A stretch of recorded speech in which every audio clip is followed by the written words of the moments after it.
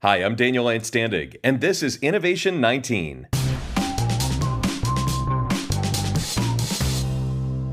Today on Innovation 19, we've gone to school on dating apps to better understand the multi-billion-dollar digital dating industry. I'm going to give you a full download on the dating app market today and how it came to be. Why? Two reasons. One, to analyze how small points of distinction and intentional branding can make an emerging company stand out in a super crowded market.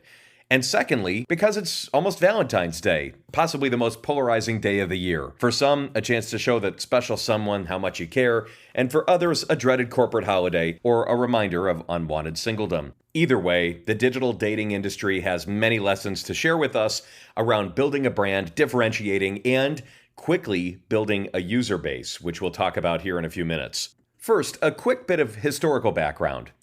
Valentine's Day actually has some dark origins. It began as a Roman holiday called Lupercalia, which came because the middle of February was the start of the Roman springtime. I wish that was the case in a currently freezing Cleveland, but in typical Roman fashion, the Romans used this day to do all sorts of debaucherous things that I won't mention on this family-friendly podcast. But we do know their version of Valentine's Day had a matchmaking lottery. Men would pick women's names out of a jar, and the two random matches would spend the duration of the festivities together, kind of like a BC-era singles mixer. Now, centuries later, it was the likes of Shakespeare and Chaucer and other European writers who romanticized this tradition into the paper heart-giving love fest that it is today. And then the Industrial Revolution and the printing press made mass greeting cards a possibility, and candy makers got in on it too, marketing candy with messages built in, including those little powdery hearts that we still have today. You know, the ones with the messages like, "You are cute" and "Love ya" stamped into them. Gotta give the little heart candy people credit, though. They have really worked to stay up with the times. Now the candies have messages like, "Call me, email me, text me," or my personal favorite, the very romantic, "Fax me." Don't forget to send a love fax this year, folks. The point is, V-Day is a nice time to spread the love, but the holiday is also big business. In 2020, Valentine's Day sales reached approximately $27.5 billion in the U.S., up $6.7 billion from 2019. The dating market, meanwhile, is valued at $4.4 billion in the U.S. alone. I remember back in the early 2000s having lunch with a friend of mine, and he told me that he met his wife on an online dating site. And I was just mesmerized by this idea. Like, you met through a dating website, and then you ended up getting married.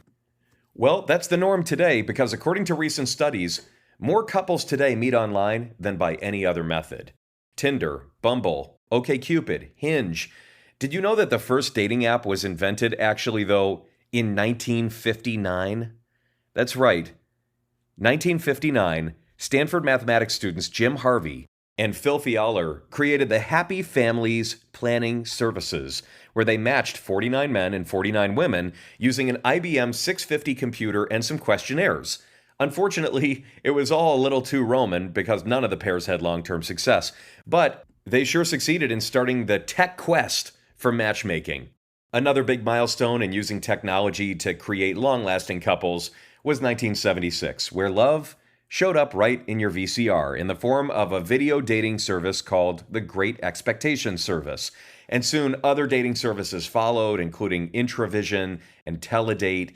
And there was a stigma associated with these video date profiles, and there's a good reason. You can find YouTube videos of video dating profiles from the 70s and 80s, and they are cringeworthy.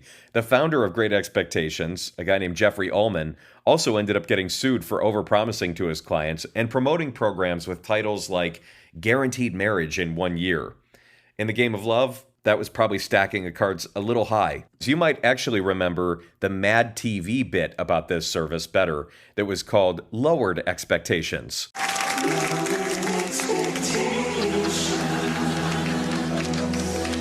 In 1994, the first dating website was launched, and you probably haven't heard of it. It was Kiss.com. 1 year later, Match.com, which you've definitely heard of, arrived online. Match.com is the big fish of the online dating world. Their current iteration, the Match Group Incorporated, is a publicly traded company headquartered in Dallas, And they have a giant company, a collection of online dating sites and apps, including OkCupid, Hinge, Plenty of Fish, and of course, Match.com, which is still going strong. All told, the Match Group controls 45 global dating companies, and their revenue in 2019 topped $2 billion. Their revenue comes mostly from subscription services and not ad revenue, but more coming up on that later. In 2012, the infamous Tinder was launched. It was the first ever swipe app where users could swipe through candidates and swipe away from the candidates they didn't like, which is now a ubiquitous feature for almost every dating app. And for those of you who have never used a dating app, the dynamic is simple. A person's profile appears on your screen like a trading card, and you move the person's photo to the right to like them or to the left to pass. Well, this kind of user interface has been used now in so many different ways, innovation that started in dating apps. But the way most dating apps use this functionality, both parties have to like each other, so they both have to swipe right in order to connect for a conversation, kind of like a double opt-in system. That's a big improvement from the Roman jar selection method. Now, Tinder was actually originally called Matchbox, and according to Sean Rad, the CEO at the time, the app was created this way because no matter who you are, you feel more comfortable approaching somebody if you know they want you to approach them. Also, a fun fact, in 2019, Tinder became the highest grossing non-gaming app, beating even Netflix. And now, a little over a month into 2021, the Tinder app has already been downloaded more than 400 million times. At the core of Tinder's success is good UX. It's easy to use, and people say it's fun. It has a cool reward system that gets you excited to use the app.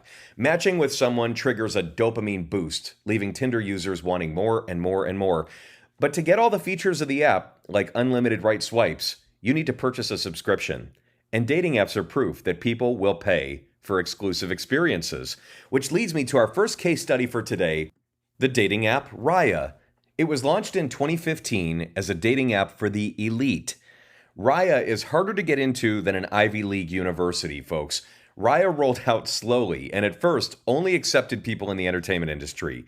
So celebrities like Joe Jonas, Amy Schumer, Moby have all reportedly used this app. But what makes Raya interesting is that they actually don't advertise at all. All of their PR has been from pieces written about them in major press outlets, as well as celebrities talking about them on their own platforms. The drive to be included on this app has resulted in a waiting list of tens of thousands. By making the app exclusive, like limiting users, the users they do get are happy to pay the monthly fee of $7.99 once they're approved. They feel special, selected, and paying for that is an easy decision. Now you may be thinking, $7.99, that's not that much. But you can bet that once they get into the app, they're going to keep that app for a while, especially until they know they're with their special someone.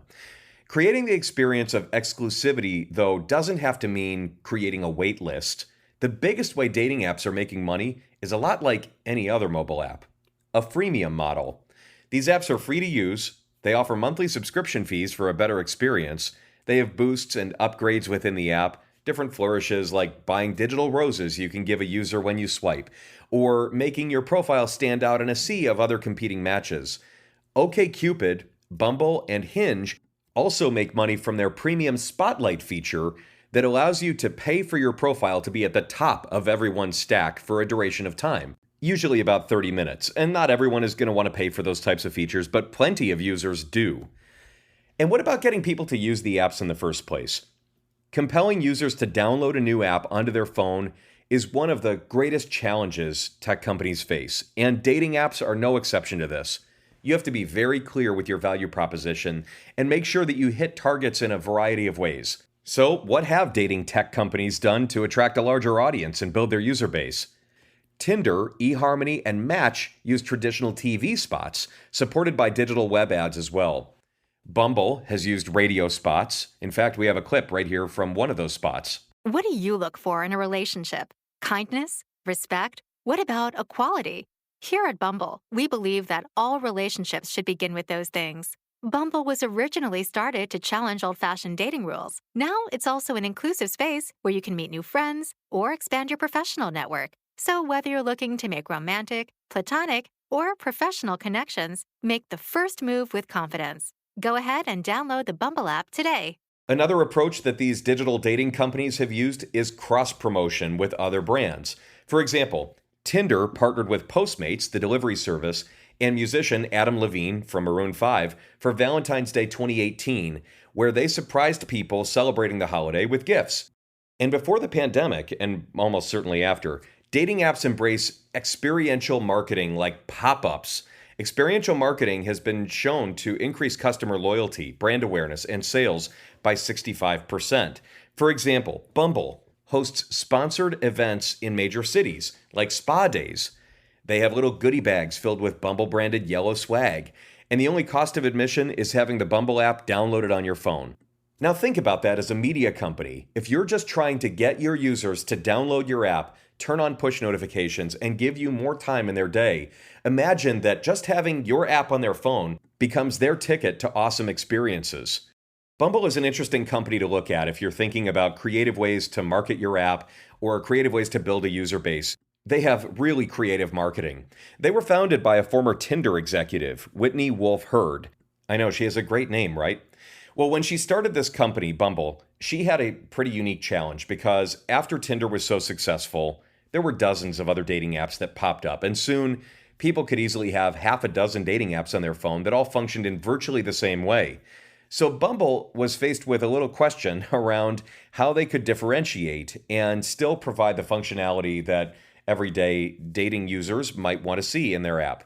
So they decided to keep the swiping mechanic that everybody loves, swipe right, swipe left, but they made a small point of distinction. On Bumble, when a woman matches with a man, she has to make the first move, and only she can send a message to her match if she's interested. Once launched, their user numbers exploded. Bumble recently filed to go public, with Bloomberg estimating their valuation somewhere between $6 and $8 billion dollars. I know that's quite the range, between 6 and 8 billion. According to the public filing, Bumble had over 42 million active monthly users during Q3 of 2020, and as of September of 2020, 2.4 million were paying users. So that means, if you're doing the math, that only around 4 to 6% of their user base is actually paying for the app, and the rest are on the freemium model. Interesting case study. They were able to cast a really wide net and get a pretty large user base. Now, another great case study in the world of dating apps is Hinge. Hinge launched in September 2017, and you may have heard about this app because their big claim to fame is that they would cross-reference friends of users from Facebook. So basically, the idea was that you would meet a friend of a friend according to your Facebook group. And the reliance on Facebook for matches became less appealing for the brand as it grew. Of course, they were building an entire company around Facebook and the Facebook network. And they figured out in research that people really didn't want to be fixed up only on the merit that you're a friend of a friend on Facebook. So instead, they rebranded themselves as the app that's designed to be deleted. In other words, an app for people seeking long-term relationships. And by the way, just to keep it simple, Hinge sends you up to 15 matches daily. In fact, on average, about 5 per day in a feed. So simpler and less overwhelming, and people don't have to swipe left and right hundreds of times before they get to a match. Now, if you're tired of people altogether, dating app technology has gotten to a point where you don't even need another human to have a relationship. There's an AI-driven app called Replica that allows you to download a virtual friend that you can text and you can have calls with. Replica was not designed to be a romantic AI app, but there are users on Reddit who have reported that it is fairly simple to make your artificial intelligence or your AI fall in love with you. This is not advanced AI love like in the film Her, but it does show the potential for AI in the future. If texting with a virtual being isn't high stakes enough for you, you can also have a relationship with a hologram. A video went viral in 2016 for the Japanese Gatebox. Gatebox uses virtual assistant text similar to Amazon Alexa, paired with a visual representation, a young anime female hologram. And in the video, a female hologram texts her human partner about how much she misses him throughout the workday. When he gets home, she greets him happily. It's not quite Blade Runner, though. She's still confined to a tube. The most striking moment, though, is when the human tells his digital friend that it feels good to know that someone is at home waiting for him. And this gets Black Mirror and possibly sexist all too quickly, because it does reveal the human desire for love and connection, even if we know that there's no humanity behind it. If you've ever caught yourself thanking Siri after she helps you with a question, you can probably relate to this. If you've ever thought of your Roomba as having a little personality, it seems we're all inclined to project humanity onto the digital. And as AI gets more and more advanced, which it will, because companies like Google are investing billions into AI development, the question of what love is may evolve. For some people, that time is here now. In 2018, a Japanese man who is a school administrator, his name is Akihiko Kondo, he married a digital Japanese pop star in virtual reality. Her name, Hatsune Miku. She's a robot. Hatsune lives in his Gatebox device, and when her human partner proposed marriage, she happily agreed. He had a ceremony and everything. Now, of course, marriage is not legally recognized, and in so many ways, this is such a sad story, but hey, who are we to say what love is after all, I guess? I'm going to wrap up, though, with this. A look into the future of all things love and dating, kind of like looking into a romantic crystal ball. There seems to be a predictable effect when humanity develops new technology. Humans will inevitably use it to find love and companionship.